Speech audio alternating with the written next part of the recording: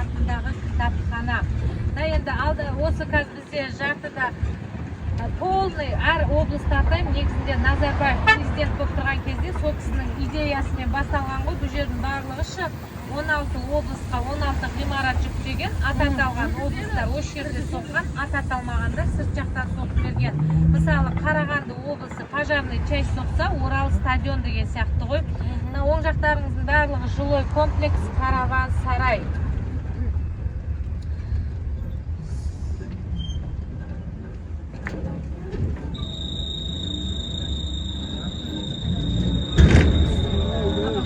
Енді оң жақтарыңыздағы Ақтөбе облысы салып берген музыкалық драма театр, Орта Азия бойынша ең үлкен музыкалық драма театр. Жаңа фаттарды көрем дедіңіз ғой? Сол жақтарыңыздағы енді көлденең тұрған Интернациональный университет туризма и гостеприимства туризм университетінің бірінші корпусы, университет жұмыс жасап тұрған университет, бірінші бітірушілер арғы жылы болған.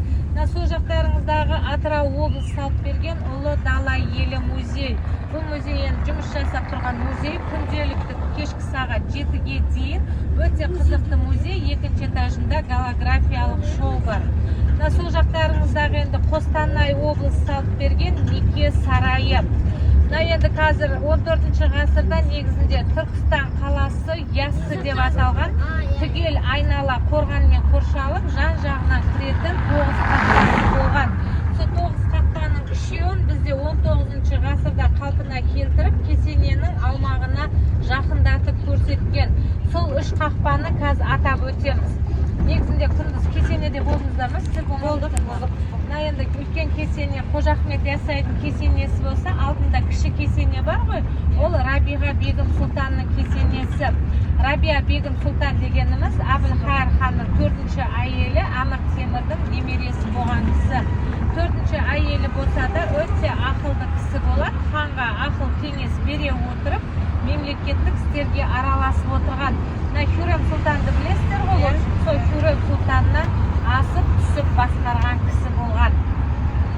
Енді сол жақтарыңыздағы кіші ғимарат 1917 жылы бастауыш мектеп болып ашылған. Одан кейін Саттар Ерубаев музейі болған. Одан кейін Балдырс Азонға арендаға сдавать. Мына здание ма? Мына здание, сол жақтарыңыздағы. Мынау. Енді оң жақтарыңыздағы үлкен ғимарат, здание, бұрын музей болған. Қазір Түркістан қаласының қалалық әкімшілігі, городской акимият. Енді негізінде Қожа Ахмет Яссауидің кіреберісінде 12-14 ғасырлар деп тұрады.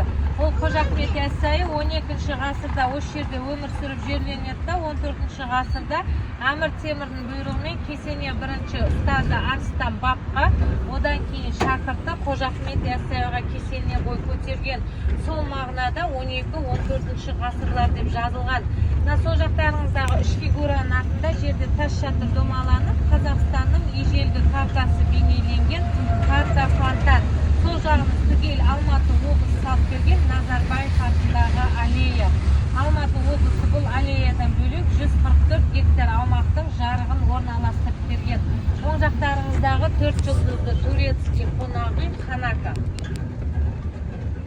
Енді сол жақтарыңызда бір ғимарат тұр, көлденең 17 ғасырдың аяқ жағында орыс солдаттарының казармасы болған.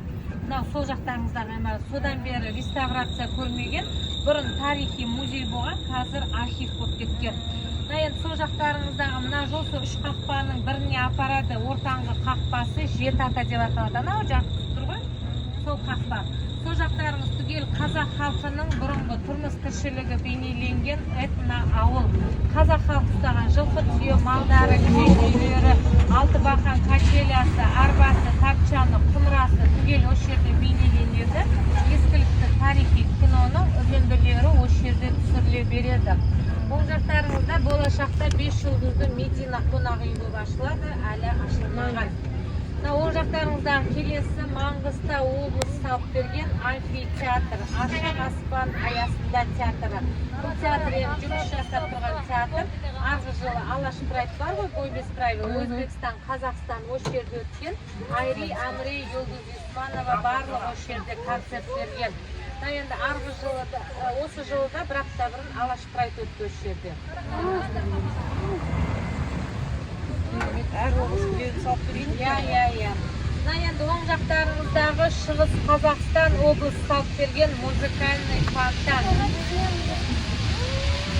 Бірақ ол президентке бірінші бірден бұл өз қаласына көріп алып, бір фото видео түсіріп алыңыздар. Мына сіздер жүріп болған кезде жаңа келеміз деп осы жердің есіне шығып кетіпті. Осы фото түсірмей алыңыз деп қойсын. Иә, соны түсіріп алыңыз. Жақсы болады. Фото видео түсіріп алыңыздар.